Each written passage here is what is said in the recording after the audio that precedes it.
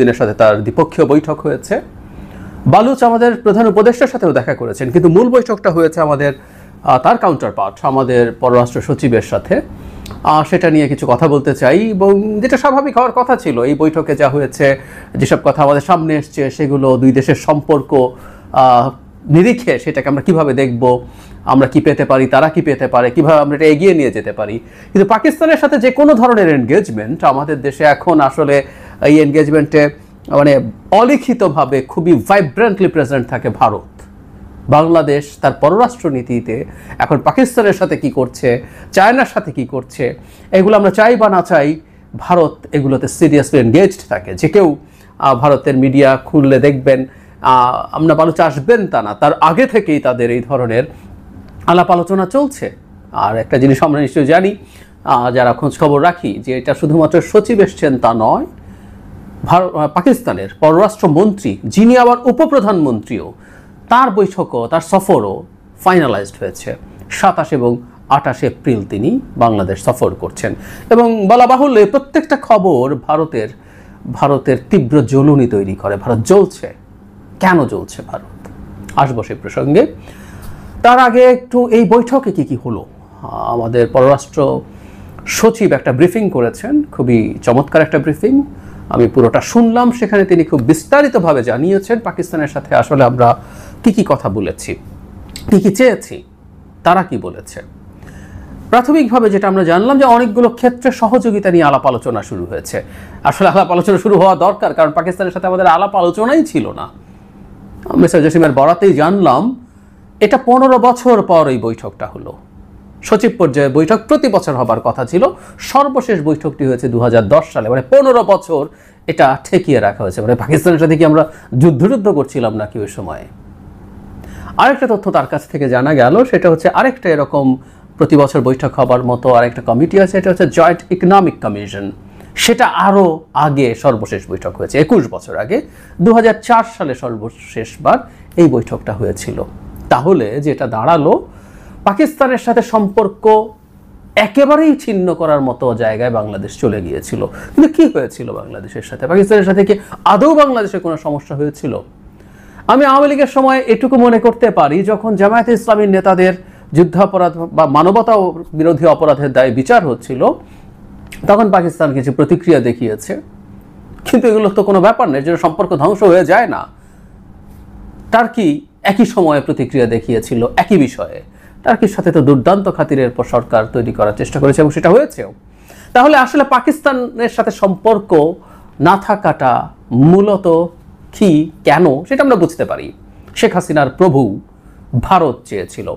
আমরা আগেও বলেছি, আবার একটু বলতে চাই, যে দ্বিতীয় স্বাধীনতার আলাপটা আমরা করি, এর মধ্যে একটা খুব গুরুত্বপূর্ণ বিষয়। আমরা অনেক ক্ষেত্রে আমরা এক তো আওয়ামী লীগের লোকজনকে দিয়ে উপনিবেশে পরিণত হয়েছিলাম, এবং আমরা ভারতের উপনিবেশে পরিণত হয়েছিলাম।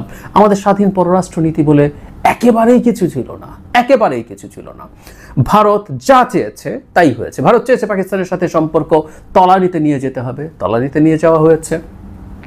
যাই হোক, এই বৈঠকের মাধ্যমে পররাষ্ট্র সচিব যেভাবে বললেন যে একটা ওপেনিং দরকার ছিল, উইচ আই অ্যাগ্রি উইথ, এটা একেবারেই সঠিক কথা। বিভিন্ন ক্ষেত্রে শিক্ষা, কৃষি, মৎস্য, বিভিন্ন সেক্টরে তারা কি সহযোগিতা হতে পারে সে আলাপ আলোচনা করেছেন। বাণিজ্য বৃদ্ধির আলোচনা করেছেন। যোগাযোগ যাতে আরও সরাসরি করা যায়, আমাদের সমুদ্র যোগাযোগ সরাসরি শুরু হয়েছে আমরা জানি, যেটা বাংলাদেশে পাকিস্তানের জাহাজ সরাসরি আসা নিয়ে প্রচুর শোরগোল ভারতে হয়েছে। অ্যাট দ্য সেম টাইম আমরা এটাও জানলাম যে বিমান যোগাযোগও সরাসরি করার জন্য আলাপ আলোচনা চলছে। সামরিক ক্ষেত্রে সহযোগিতার আলাপ এসছে, সেটা হলো এটা অলরেডি আছে, দুই পক্ষের ট্রেনিং, এবং অন্তত একটা অস্ত্র কেনার কথা তো আমরা জানি, আমাদের আর্টিলারি শেল কেনা হয়েছিল। এরকম আরও যত, এখানে আসেনি আলাপ, কিন্তু আমরা এই আলাপও দেখেছি যে বাংলাদেশ পাকিস্তানের কাছ থেকে মাল্টিরোল ফাইটার কিনতে চায়। কেনা হবে কি না হবে ডিফারেন্ট আলোচনা, কিন্তু এই আলাপগুলো হচ্ছে। এবং এখানে উল্লেখ করা হয়েছে আমাদের অত্যন্ত উচ্চ পর্যায়ের একটা সামরিক প্রতিনিধি দল, ইয়াস, একজন লেফটেন্যান্ট জেনারেলের নেতৃত্বে একটা সামরিক প্রতিনিধি দল পাকিস্তান সফর করেছিল। তো পাকিস্তানের সাথে যতটা সম্ভব বাণিজ্য বাড়ানোর আলাপ চলছে, এই আলাপগুলো চলা দরকার আছে। আমাদের সম্পর্ক নতুন করে আবার আমরা তৈরি করছি, সেই জিনিসটাই চেষ্টা হচ্ছে। তাকে সাংবাদিকরা নানান রকম প্রশ্ন করেছেন, বাংলাদেশ কি ওদিকে বেশি ঝুঁকে যাচ্ছে কি না ভারতের সাথে সমস্যার ফলে। তিনি ডিপ্লোম্যাটিক জবাব দিয়েছেন, এটাই তার জায়গা থেকে করা দরকার, তিনি সরকারের একজন ডিপ্লোম্যাট, সো উনি ডিপ্লোম্যাটিক জবাব দিয়েছেন, আমি ওদিকে যাচ্ছি না। এখন প্রশ্নটা হচ্ছে কি দাঁড়ালো ব্যাপারটা, কেন ভারতের এত গাত্রদাহ, ভারত এত জ্বলছে। আমি পাকিস্তানের সাথে সম্পর্কের ব্যাপারে একটা কথা বলতে চাই, সেটা হলো পাকিস্তানের সাথে আমাদের সম্পর্ককে খুব মন দিয়ে এগিয়ে নিতে হবে। পাকিস্তানের সাথে আমাদের অমীমাংসিত ইস্যু আছে, যেটা নিয়ে পররাষ্ট্র সচিব জানিয়েছেন যে সেগুলোও তোলা হয়েছে। যেমন আমাদের সম্পদ ভাগ হওয়ার পর আমাদের এই যে সম্পদের যে ভাগাভাগি আছে সেটা নিয়ে প্রশ্ন আছে, সেটা আমরা এখনও পাইনি, সেই ক্লেম করেছি। নট অনলি দ্যাট, 70 সালে যে ভয়ঙ্কর সাইক্লোন হয়েছিল তাতে যে বিদেশি সাহায্য এসেছিল তার পরিমাণটাও জানানো হয়েছে, $200 মিলিয়ন, সেটার কথা জানানো হয়েছে। আর আটকে পড়া যে সম্পদ আমরা পাই সেই অ্যামাউন্টটা 4.32 বিলিয়ন বা 4 বিলিয়ন, দুটো অঙ্ক আছে, সেটা তিনি জানিয়েছেন, সেগুলো আছে। শুধু সেটাই না, পাকিস্তানের ওই সময়কার যে জেনোসাইড ছিল সেই জেনোসাইডের জন্য ক্ষমা চাওয়ার আলাপটাও বাংলাদেশ তুলেছে। সো তারা যেটা বলছেন, উইচ আই অ্যাগ্রি অ্যাগেইন, সেটা হচ্ছে যে বাংলাদেশ পাকিস্তানের সম্পর্ক যদি একটা ভালো বা শক্ত ভিত্তির ওপরে দাঁড়াতে হয়, সলিড ফাউন্ডেশন শব্দটা তিনি বলেছেন, এটার উপরে যদি দাঁড়াতে হয় তাহলে অবশ্যই এই আনরিজলভড ইস্যুগুলো রিসলভড হতে হবে। আমিও তাই মনে করি। আটকে পড়া পাকিস্তানিদের কথা আসলো, আমি এই জায়গায় একটু কনফিউজড আছি। তিনি এখন একটা সংখ্যা বলছেন, যতদূর আমি জানি যারা পাকিস্তানি আছেন তারা বাংলাদেশের নাগরিকত্ব চেয়েছেন এবং প্রায় সবার সম্ভবত নাগরিকত্ব হয়ে গেছে। এর মধ্যে 3 লাখের বেশি একটা সংখ্যা তিনি বলছেন। আমি জানি না এটা কোত্থেকে এসছে। আমি এই প্রসঙ্গে একটু অফ রেকর্ড হলেও বলে রাখি, যদি কোনো রকম কোনো মানুষ সেখানের বাংলাদেশের পূর্ণাঙ্গ নাগরিকত্ব চান, তাদেরকে নাগরিকত্ব পূর্ণাঙ্গভাবে দিয়ে দেওয়া উচিত ইমিডিয়েটলি। অকল্পনীয় বর্বরতা, অসভ্যতা, আমি শব্দগুলো সজ্ঞানভাবে ব্যবহার করছি, আমরা দেখিয়েছি এই মানুষগুলোর প্রতি। এই মানুষগুলো আমাদের এই রাষ্ট্রের অংশ। তৃতীয় প্রজন্ম এখন এখানে বেশ অ্যাডাল্ট হয়ে গেছে, সুতরাং এরপর আসলে এসব নিয়ে আলাপ হতেই পারে না। যাই হোক, তো আনরিজলভড ইস্যু নিয়েও কথা হয়েছে। সব কিছু মিলে বাংলাদেশ একটা ব্যালান্সড একটা বৈঠক হয়েছে এবং আমাদের এই জিনিসগুলো চলতে হবে। এখন সেই ভারত কিভাবে দেখবে, ওই যে বলছি, ভারত রিপিটেডলি সে তার মতো করে চাইছে সেরকম হোক, এবং ভারত চায় না এমন একটা আলাপও হয়েছে, সেটা ব্রিফিংয়ে শুনলাম, সার্ককে পুনরুজ্জীবিত করার আলাপ, যেটা ভারত একেবারেই শুনতে পারে না। সুতরাং পাকিস্তানের সাথে বাংলাদেশের সম্পর্ক হওয়া অনেক দিক থেকে ভারতের জন্য প্রবলেম। 1 নম্বর প্রবলেম হচ্ছে বাংলাদেশকে তার সাথে কলোনি হিসাবে দেখতে চায়, একটা করদ রাজ্য হিসেবে দেখতে চায়, যার কোনো স্বাধীন ফরেন পলিসি থাকবে না, সে ভারত যা বলবে তাই করবে। সুতরাং ভারতের সেই ইগো সিভিয়ারলি হার্ট হয়েছে, এবং পাকিস্তানের মতো দেশকে ভারত চায় তার জায়গা থেকে যত বেশি চাপে রাখা যায়, সেটা তার অভ্যন্তরীণ রাজনীতির জন্য খুব জরুরি। এখন বাংলাদেশ যদি পাকিস্তানের সাথে সম্পর্ক তৈরি করে, সে দেখতে পায় যে তার একটা কলোনি স্বাধীন দেশের মতো আচরণ করছে, এটা প্রবলেম। পাকিস্তানের সাথে বাণিজ্য যত বেশি বাড়বে, ভারতের প্রবলেম আছে। আমরা সত্যিকার অর্থে পাকিস্তানের সাথে যদি বাণিজ্য সম্পর্ক বাড়াতে পারি, অনেক কিছুই আমরা পাকিস্তানের কাছ থেকে পেতে পারি, যেটা ভারতের সাথে খুবই কম্পিটিটিভ। আমি আগেও একদিন বলেছি, আবার একটু যোগ করে রাখি, পাকিস্তানের ওপর এতদিন কিন্তু একটা নন ট্যারিফ ব্যারিয়ার বসিয়ে রাখা হয়েছিল। পাকিস্তান থেকে যত কন্টেইনার আসবে সেগুলো ম্যানুয়ালি চেক করতে হবে। ফলে আপনি যদি পাকিস্তান থেকে কিছু আনেন, ওটা পড়ে থাকবে, ওটা ম্যানুয়ালি চেক হবে। এসব করতে করতে ইম্পোর্টাররা পাকিস্তান থেকে ইম্পোর্ট করতে, বা পাকিস্তানের এক্সপোর্টাররাও ইন্টারেস্টেড ছিলেন না। কিন্তু এখন সেই নন ট্যারিফ ব্যারিয়ারটা তুলে নেওয়া হয়েছে, এবং এখন পাকিস্তান থেকে যেহেতু সরাসরি জাহাজ আসছে, আমাদের বাণিজ্য বাড়ছে, বাণিজ্য বাড়বে, বাড়া উচিত, বাড়তে হবে। এটা ভারত মেনে নিতে পারবে না, কারণ বাংলাদেশ পাকিস্তানের সাথে বাণিজ্যের কারণে যদি অনেক কিছু পাকিস্তান থেকে নিতে শুরু করে, তার বাণিজ্যিক ক্ষতি আছে।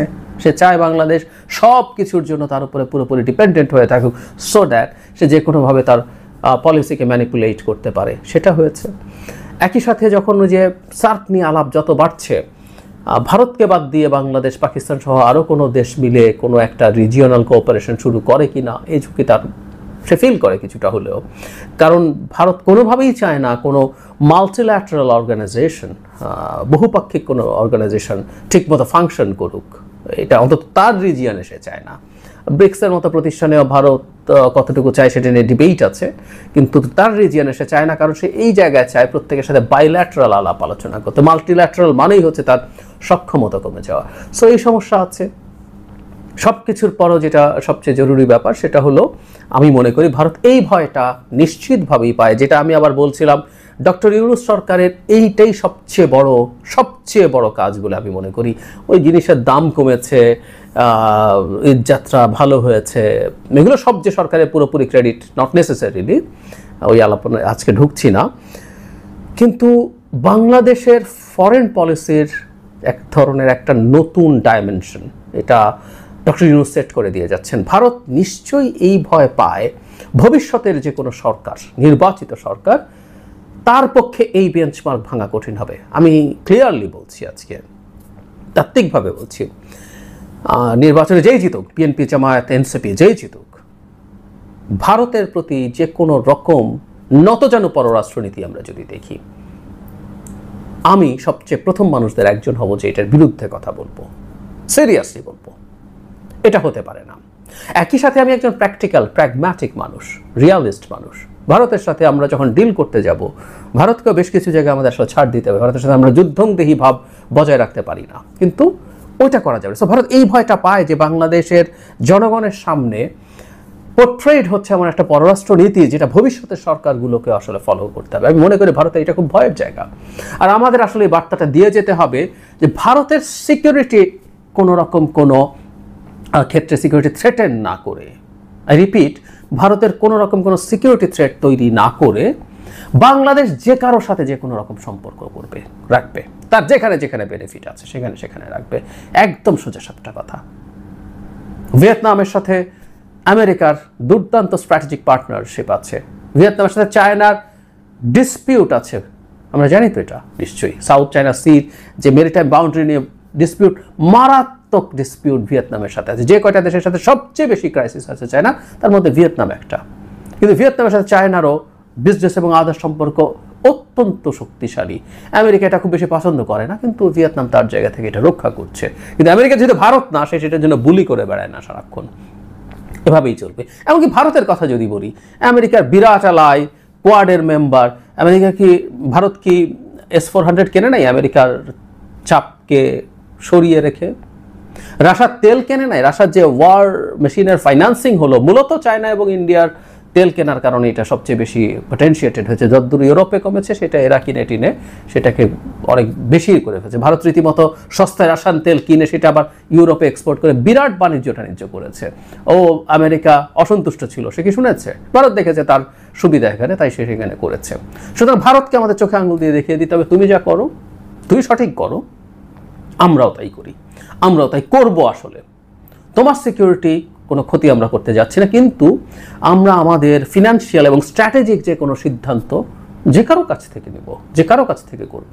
আমি কি অস্ত্র কিনবো, কার থেকে কিনবো, কিভাবে কিনবো, কোথায় সেটা ডিপ্লয় করবো, এগুলো প্রত্যেকটা আমার সভরেন সিদ্ধান্ত। এই বার্তাগুলো ভারতকে দেওয়া দরকার, সেই বার্তাগুলো দেওয়া হচ্ছে। এটাই প্রবলেম হয়ে দাঁড়িয়েছে। এবং আমি আবারও বলি, ভারত আসলে এই ভয় পাচ্ছে না শর্ট টার্মে ইউনূস গেলে আমরা বেঁচে গেলাম, না। ভারতের ভয়ের জায়গা হচ্ছে ডক্টর ইউনূস যে জায়গায় এটাকে নিয়ে যাচ্ছেন, ভবিষ্যতে যেই সরকারে আসুক না কেন, এর থেকে খুব বেশি ডেভিয়েটেড হওয়া তার পক্ষে সম্ভব হবে না। সে ডেভিয়েট করতে পারবে না। মানুষ সেফ টেনে ক্ষমতা থেকে নামিয়ে ফেলবে, সেই প্রেক্ষাপট অ্যাটলিস্ট তৈরি করবে। এবং আমরাও প্রচুর মানুষজন আছি যারা এগুলো নিয়ে তখনও শোরগোল করবো। এটাই ভারতের জ্বলনির কারণ। এবং এটা তো শুধু সচিব না, জমে পদ দেখার মতো। এরপর প্রধানমন্ত্রী এবং পররাষ্ট্রমন্ত্রী একই ব্যক্তি, তিনি আসছেন, কোনো একদিন প্রধানমন্ত্রী আসবেন, বা আমাদের প্রধান উপদেষ্টা পাকিস্তান সফর যেতে পারেন, যেমন তিনি চীনে গেলেন। ভারতের মোদি গোস্বা করেছেন, আমাদের প্রধান উপদেষ্টা যেতে চেয়েছিলেন, যাবে না। তারা ভেবেছে তারপরও আমরা তার হাতে পায়ে ধরে মান ভাঙিয়ে আগে ভারতে যাব, তারপর অন্য কোথাও না। ই ডিডন্ট কেয়ার, অ্যান্ড রাইটলি। চায়নায় গেলেন, পাকিস্তানের সাথে সম্পর্ক তৈরি করছেন। এগুলো তাদের তীব্র গাত্রদাহ তৈরি হবারই কারণ আছে। তাদের গাত্রদাহ হোক, ভারতে এই গাত্রদাহ দেখা পছন্দ করছি। আরেকটু আলাপ করব পরে আরেকটা ভিডিওতে। ভারত আসলেই আরও কিছু পদক্ষেপ তারা নেবে। বাংলাদেশের সাথে তারা সম্পর্ক স্বাভাবিকীকরণের দিকে যাবে না। এবং আমি মনে করি এই ক্ষেত্রে নরম না হয়ে বাংলাদেশের টাফ হওয়াটাই বরং ভারতকে তার জায়গায় নমনীয় হতে সাহায্য করবে। বাংলাদেশ সরকার, আমাদের প্রধান উপদেষ্টা চায়না সফর করা এবং সেখানে গিয়ে একটু ইঙ্গিতপূর্ণভাবে হলেও বিজনেসকে ইঙ্গিত করেও সেভেন সিস্টার্সের কথা তোলা, এই জিনিসগুলো মোদিকে এক ধরনের বাধ্য বললে খারাপ শোনায়, একটু মোটিভেট করেছে এভাবে বলি, বিমস্টেকে সাইড লাইনে বসার জন্য ইন্সপায়ার করেছে, মোটিভেট করেছে। সো বাংলাদেশ তার জায়গায় ঠিক থাকুক, এই পলিসি কাজ করছে। আমার মনে হয় সরকারের এই জায়গায় থাকা দরকার এবং ভবিষ্যৎ সরকারগুলোরও একই রকমভাবেই ভারতের সাথে আচরণ করা দরকার। আবারও বলে শেষ করি, ভারতের সাথে আমরা আসলে শত্রুতা, আমি অন্তত চাই না। অনেকে ভারতের সাথে শত্রুতা, ভারতের সাথে যুদ্ধ বাঁধিয়ে দিতে পারলে ভালো, ভারতের সেভেন সিস্টার্স আটকে দিয়ে, মানে চিকেন নেক আটকে দিয়ে সেভেন সিস্টার্সকে স্বাধীন করে দেব, ব্লক করে দেব। আমি বহুবার বলেছি বাংলাদেশের এই সরকার এবং ভবিষ্যতে যে কোনো সরকার ভারতের এই ধরনের সিকিউরিটি থ্রেটগুলোর কে কোনোভাবেই প্রশ্রয় দিতে পারে না এবং এই আলাপগুলো কোনোভাবেই সামনে আনতে পারে না। এবং ভারতের সাথেও আমরা একটা সত্যিকার অর্থেই দেনা পাওনার রিলেশনশিপ চাই, একটা ভালো রিলেশনশিপ চাই। আমাদের উত্তেজনা ডিএসকালেট করুক, কিন্তু প্রধান বা বলতে গেলে একমাত্র দায়, একমাত্র করণীয় আছে ভারতের, কারণ ভারতই আমাদের সাথে সম্পর্কটাকে এই জায়গায় নিয়ে গেছে এবং এখনও তাদের মধ্যে রিয়েলাইজ